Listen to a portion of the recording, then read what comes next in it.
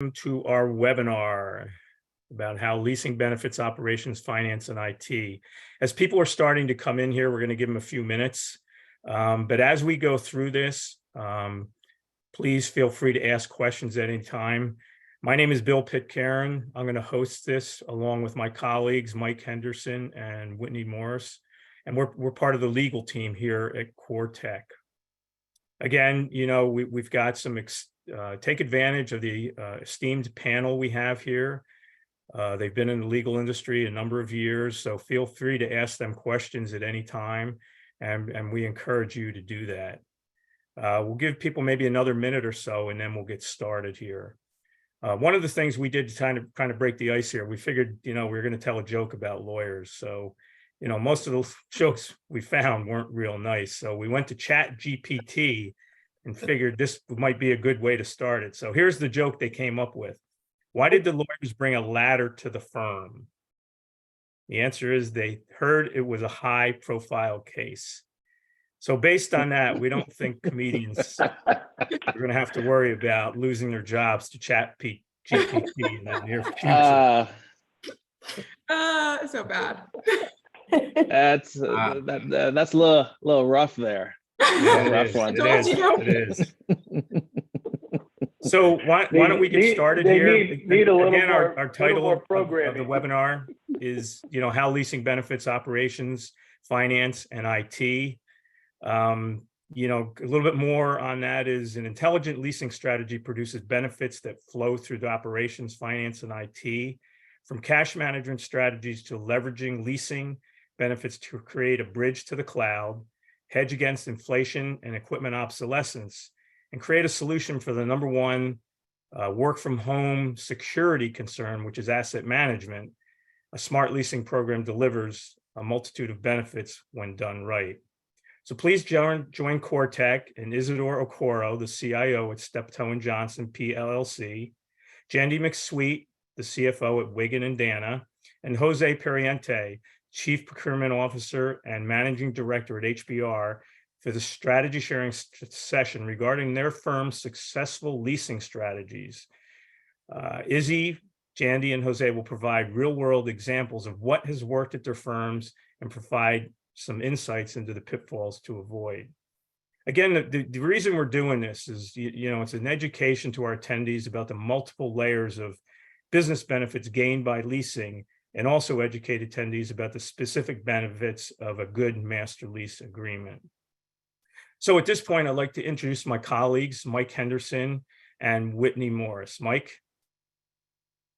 Yeah, hello, my name is Mike Henderson. I'm part of the legal team here at CoreTech. I've been here 10 years now, but in the leasing business for over 30 years. So welcome today. I'm glad people can make it. And thanks again, Jandy, Jose, and Isidore for participating with us. Yeah, and so for those of you who don't know me, I'm Whitney Jones. I'm based out of Southern California, and I will be with CoreTech 4 years in October. So not quite as long as Mike or Bill, or in industry nearly as long, but love what I do, love working at CoreTech, and love everyone that's going to be on this webinar. Obviously, it's Jandy, Jose, and Izzy. So happy you guys could join us today. And All right, great. Mike and Whitney, thank you. So at this point, I'd like to introduce our panelists. So Izzy, could you go ahead and first give us a little bit of information about yourself and your firm? Sure. My name is Isidore Okoro. I'm the CIO here at Steptoe & Johnson PLC. So I've been with the firm for about 2 years, but I've been in legal for about going on 16 years. And part of my background in legal, I've been working with firms to introduce leasing into the firm for about, going on 10 plus years at a couple of other firms. And I think we've been using leasing in this particular firm for almost 15 years here. Great, Izzy, thank you. Jandy? Hi, I'm Jandy McSweet, CFO of Wigan & Dana.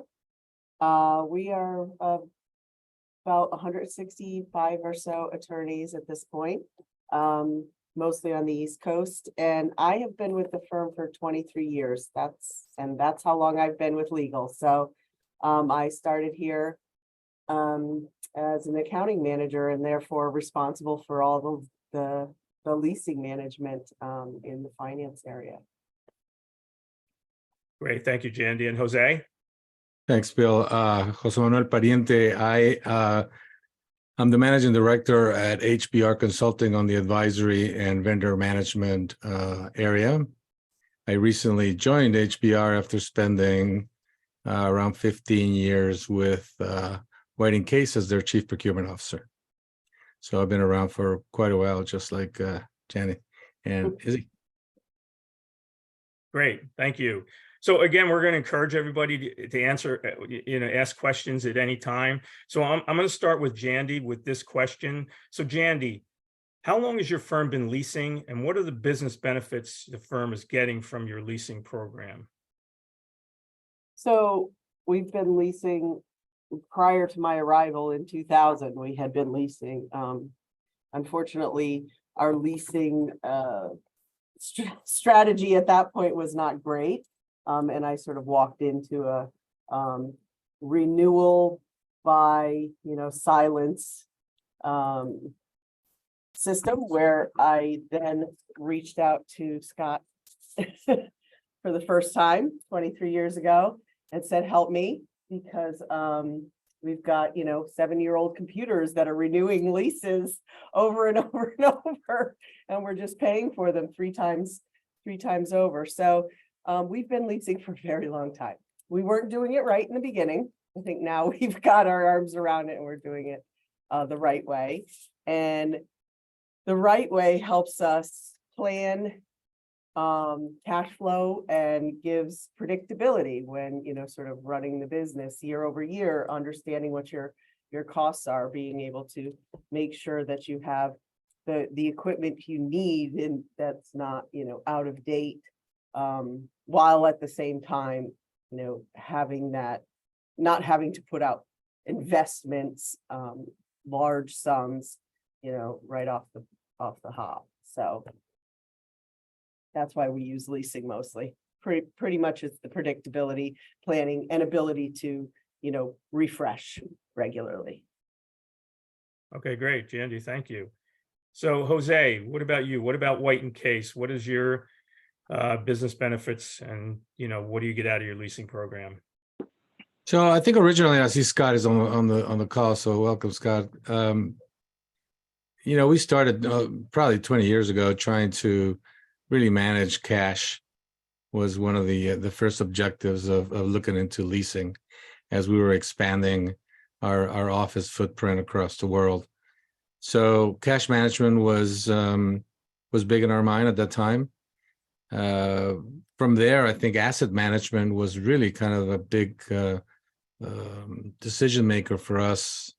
We didn't have the infrastructure to manage the asset the way we should, and CoreTech helped us do that. So from that, of course, the refresh strategy and everything that flows with it. So the benefits, of course, that we have a reliable partner that can guide us through the economic ups and downs of our industry, that can help us manage our assets in a smart way, that has the flexibility for us to work not only with the typical leasable assets, but others as well, which I'll speak to a little later. But those are the benefits that we have derived. I think the other thing that I would add would be the service before and after, right? Having worked with CoreTech for so many years, we just feel very comfortable with the service that they provide to the firm, and the firm feels very good about that. So I would say that, Bill. Great, Jose, thank you. Izzy? So from our perspective, we've been using leasing to our advantage to push through strategic IT initiatives, whether that be on a disaster recovery side, moving our infrastructure to the cloud, security, major software upgrades. The leasing process allowed us to basically budget in a reasonable way. There have been many times, and I know some of you who are in IT have come across situations where you've gone through an audit and you got to buy all this equipment or buy all these services, and it's a huge dollar amount. However, with leasing, we were able to actually budget that in a reasonable way.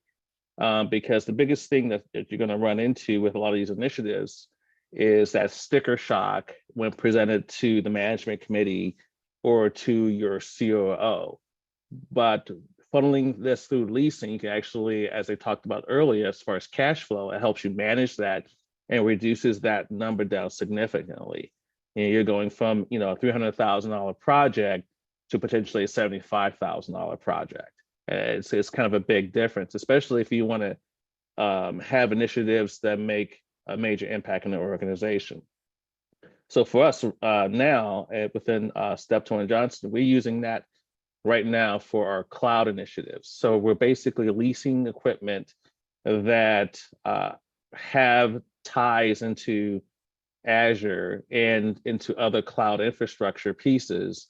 And we are using that as a roadmap and an on-ramp to get to the cloud.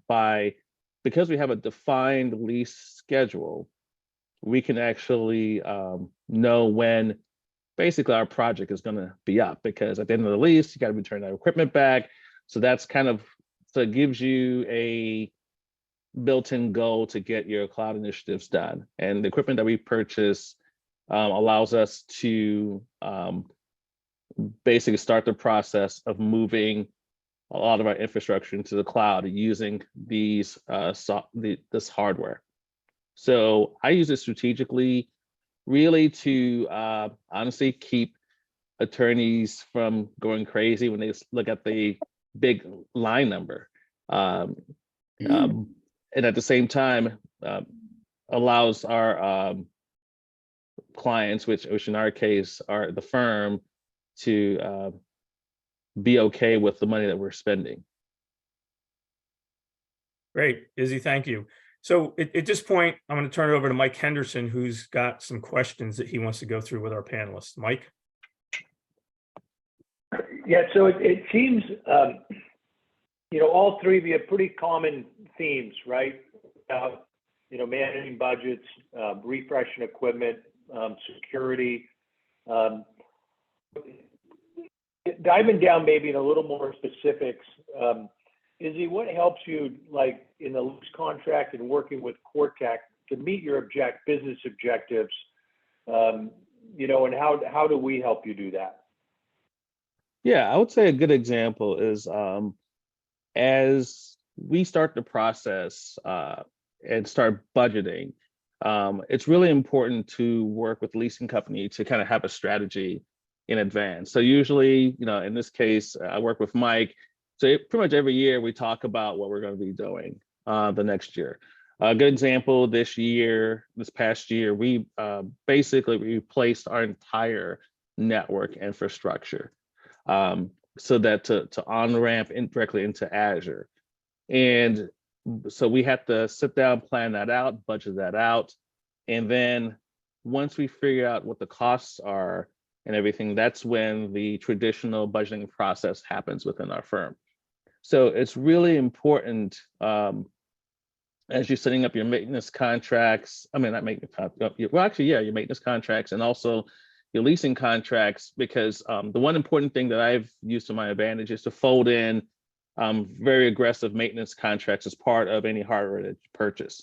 So 2-hour response times, all of that stuff, you want to get the maximum as you can when you're purchasing hardware.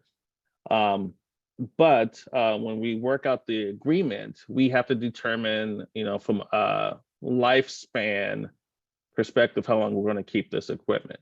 So in the case, so that's something that, if you're looking at this, you have to kind of think about what type of equipment you're purchasing when you're doing your leasing agreements.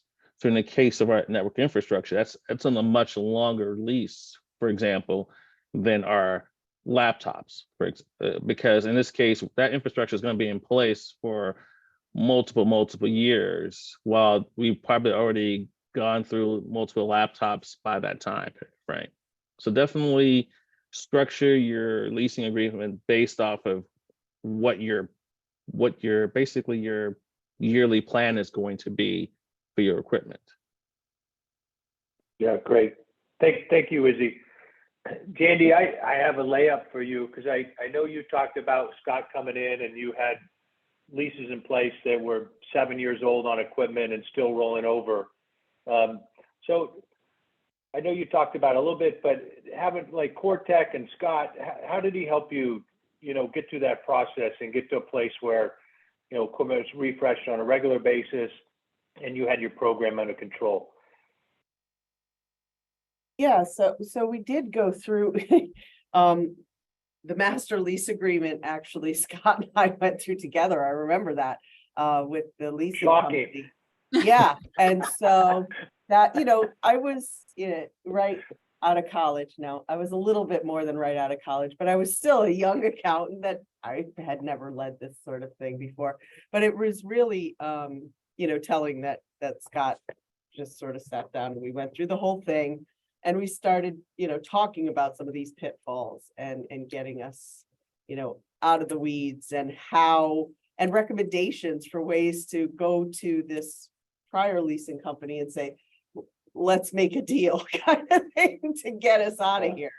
So we could start, using leasing as it's intended, which, or as we intended it to be used, which was to be able to, predict our cash flow and refresh our equipment, not be spending, money on very old equipment that was being leased for extended periods of time. And so that was, completely invaluable at the time, I have to say. And really, we had a lot of lease schedules that were very old. I was shocked when I stepped into my role. Yeah, great. Thank you. And Jose, I know you've been, long time client and supporter of ours. Can you tie anything directly back, like to the contracts that helped you, or just mainly just general flexibility and working with Cortec? I think I would add to the comments already made that the frictionless process is one that's important to us. Everybody's busy.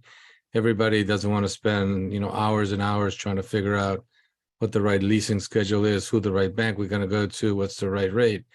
And so we rely heavily on our partner, Cortec, to deliver those to us pretty much already digested and making sure that we aware of the competitive forces out there and we can take advantage of those.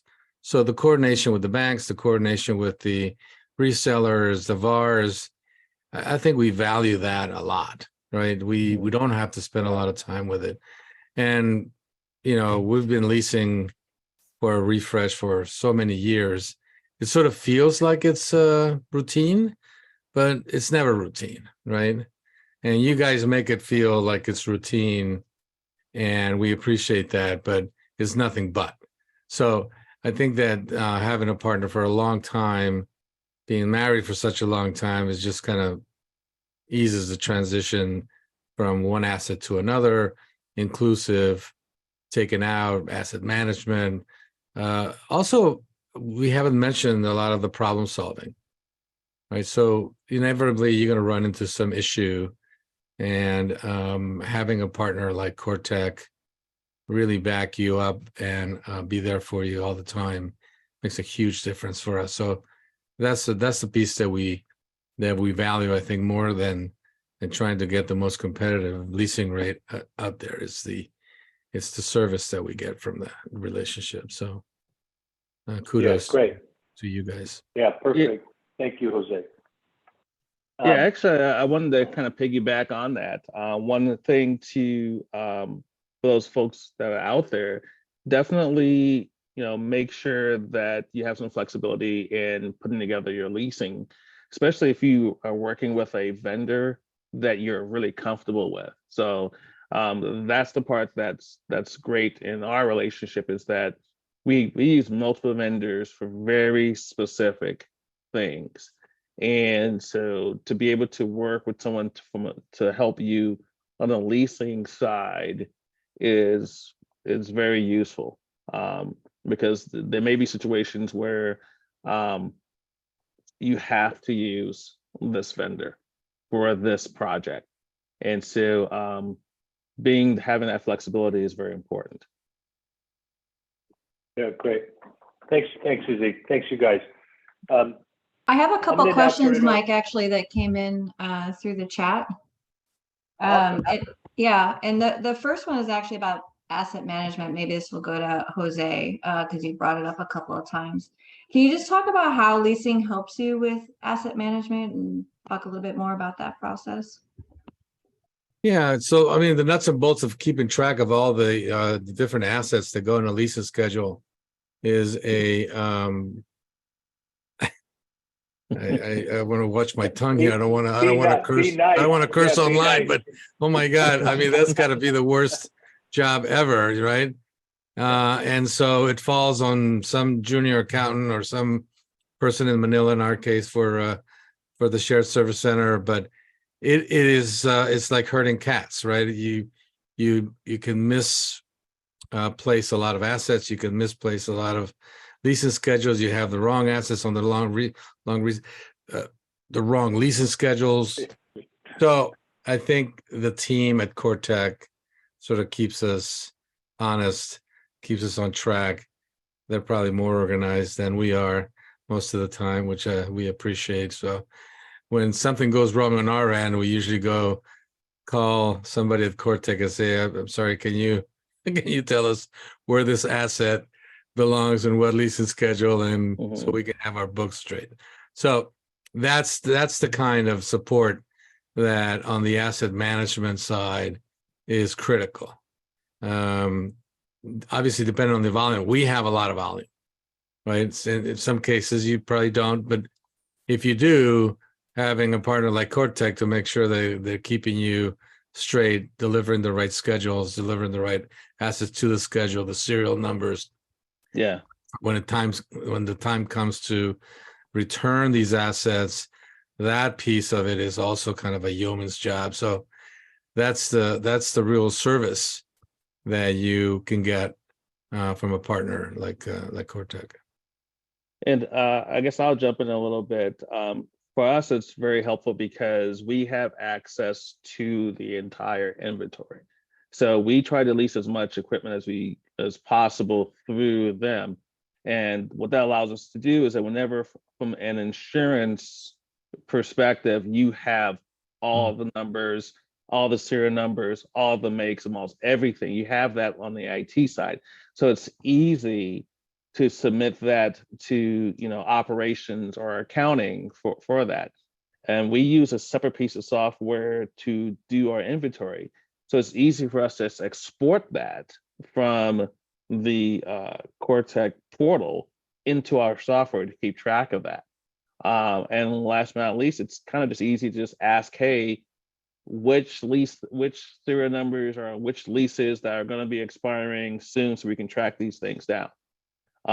So from an IT perspective, if you're using a tool like, say, Microsoft Intune, that keeps track of all of the serial numbers and stuff like that that's out there in the wild, you can cross-reference that from an asset perspective with your leasing information and actually know who specifically has an off-lease computer. And you can make your go through the process of swapping that out. So it's really important to try. And there's cases where you won't be able to go through leasing for IT purchases, but in our case, we're dealing with about 800 laptops and PCs. It's best to go through leasing for that so that you can kind of get a better handle on that, and combine with your IT tools, it'll make things a lot easier. Yeah, I would add one more. When you are wiping your equipment as you are ready to return, keeping track of that through CoreTech is a lot easier than you trying to figure out where is what. So yeah, we just add that piece, which is overlooked, but it's very painful when you don't do it right.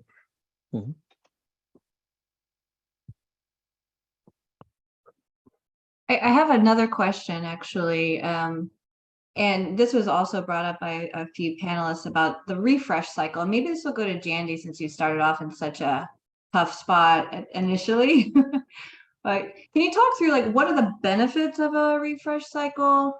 And what were the detriments of having this auto refresh that was happening? So the detriments, I'll start with those first, I guess, that pretty obvious. So we had, at the time, computers that were purchased 7 years prior, that were basically boat anchors, and we were still paying for them, month over month. So we had probably paid for them 2.5 times. So that's a detriment of these auto renewal ideas. So, but the benefits of the refresh are really having the latest technology available, currently. So also being able to sort of spread, updates as well. We don't have a huge IT department, but, we've got a huge amount of laptops, right? They can't handle, 200 laptop or 300 laptop updates at one time. So we've started cycling them. So every year there's a chunk, which is much less painless or much less painful than doing 300 laptops at one time. And so we start with every 12 months doing 100 laptops, and therefore we have good technology. People are happy. We keep the partners happy with the latest and greatest, and we find that it works really well for our IT department. That helps a lot. Keeps them sane. Yeah. I would add that in addition to laptops and desktops, for some of us that have their own infrastructure and data centers, you have blade upgrades, you have accelerators, you have all kinds of memory gadgets that need to be refreshed on a regular basis. So that's a big part of the refresh cycle. The benefit, as Jandy mentioned, was technology and keeping up with the latest technology. In the AV world, for example, if you don't keep up with the latest technology, the codecs boxes and whatnot, your network to communicate internally is really at risk. So having a refresh cycle tied to the leasing partner, tied to a leasing schedule, facilitates this, next generation of technology. You can plan it, you can budget. It's a cost certain activity. So in addition to PCs and laptops, which is the most common one used, right? Right. I don't know about you, Izzy. I don't know if you do your own infrastructure or. Yeah, so I think where leasing on the infrastructure side really has probably the greatest impact is if you're running a VDI infrastructure in-house.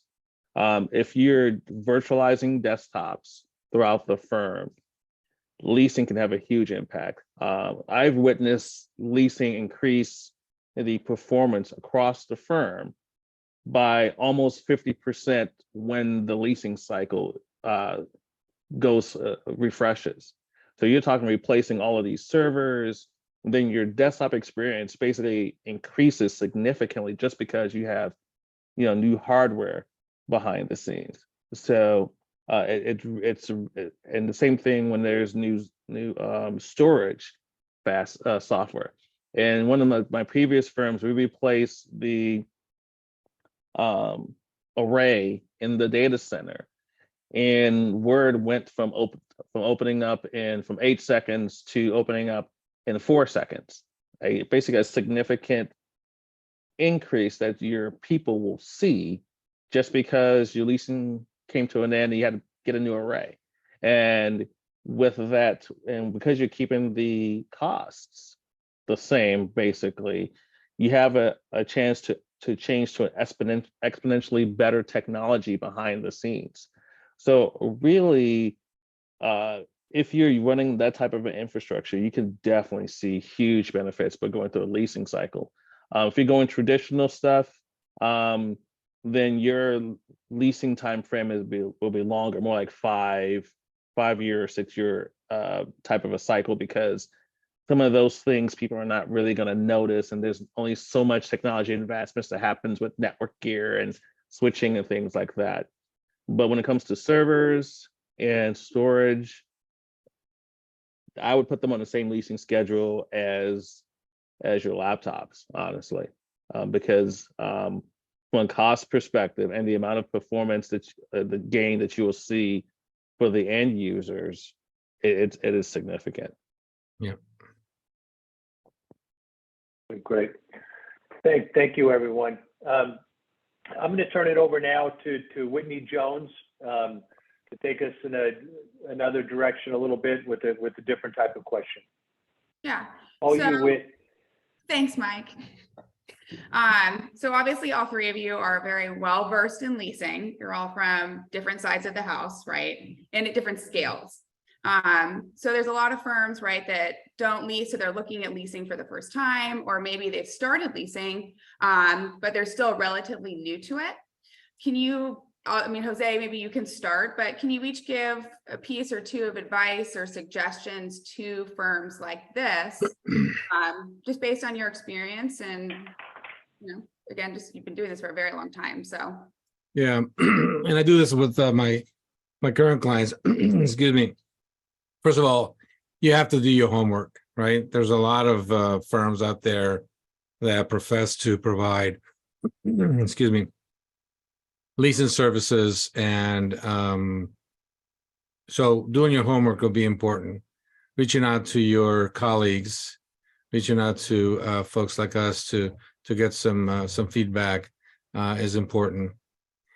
I usually advise not to make a decision based on rates alone, because a big part of what a full service company like CoreTech provides is the service that comes with leasing with them versus just a good rate on the leasing side. So I think that would be narrow-minded to just look at leasing rates and forget about the service. And the service can be attained or at least ascertained as you're making the decision by reaching out to folks and getting opinions, and just widening your view as to what the service available are for those. I personally think that flexibility is highly valued in the market. It's sometimes it's difficult to see it when you first start doing leasing, because you're not confronted with the flexibility issue until you perhaps have a mature relationship with your leasing company. But for example, we're talking about a lot of tech equipment. That's the traditional leasing commodity, but you can lease a whole bunch of stuff. You can lease software. You can lease a refurb in an office. You can parts of it. You can lease furniture. You can lease chairs. I mean, there's just a whole bunch of areas that you don't traditionally think of on leasing that a full service firm like CoreTech can guide you through that, have you understand what the possibilities are. So that would be my 3 or 4 advices. Do your homework. Do not make decisions just on rates. Focus on service and flexibility. They're all great. What about Izzy? What about for you? What advice would you give? I know this may sound very simple, but have a plan for why you're leasing. There are times when people would say, okay, I just want to just do this. I want to just have a refresh. I just want to just manage this equipment through the leasing. That's great, but what is really your end goal? What is it that you're trying to accomplish with the leasing schedule? Because by having a plan of what you're trying to do, with the leasing, you can actually fine tune what your leasing schedule is going to be and what your leasing contract is going to be. And you can define how important that interest rate is truly going to be based off of what you're trying to accomplish. And so, so it's really important for you to figure out, okay, if we're just going to lease PCs, for how long, what type of refresh are we trying to do? How many IT people can actually do this refresh? Okay, if we're going to do the refresh for X amount of years, we're going to need to turn over X amount of PCs with X amount of people. And so, so that's kind of the thing that you have to kind of think about. So for example, we are going to be embarking on a project where we're going to be implementing facial recognition for security login for MFA. And we're going to need to buy a whole lot of webcams, special webcams. That is, so that is something that we will probably lease. And so, these, webcams are not gonna cost much, but if you look at the fact that you're buying, 300, that's a good chunk of change. So you have to determine, okay, when you buy this, when are you going to implement this? How are you going to roll out 300 webcams across, 20 different offices? So it's really important when you go into a leasing agreement to have a plan and exactly what you're going to do for leasing. The other thing that I would highly recommend is, how are you going to manage your lease?